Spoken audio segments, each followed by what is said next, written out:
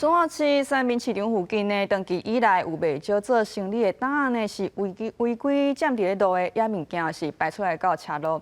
那买菜的民众乌多摆无地停，连人行路的所在都无。也即马警察是去抓违规，开出7张罚单。警察一打巡，若违规占用车路的摊贩，就要接罚单。中华市三民市场附近，长期以来有袂少大头违规占用车路，便若透早菜市仔开市，这带交通就乱糟糟，民众机车无地停，就连行路的空间拢无。不好停车啊，因为大部分都是机车族啦，停车格也不够啊，停车格也会被摊贩停啊。有土地较好啊，交通会较好，买菜较方便。为着解决占用车路的现象，中华警分局初6早起会动公所清洁队，强制执行违规处地，只要大头摆出来伫点仔架路的，拢袂使。摊贩表示，若违规确实着要配合，但麻烦了物件拢刷入去店内，也是顶仔卡会影响做生意。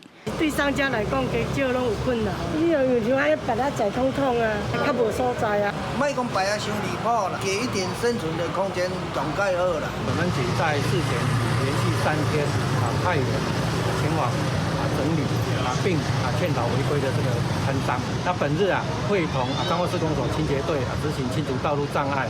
中华警分局表示，拜五顶部计将开出7张罚单，未来会无定时巡查，若违反道路交通管理处罚条例，上重会罚2000。摊贩嘛无奈表示，希望相关单位爱重新规划市场空间，有相关的配套措施，对民众甲趁食人来讲，才是双赢。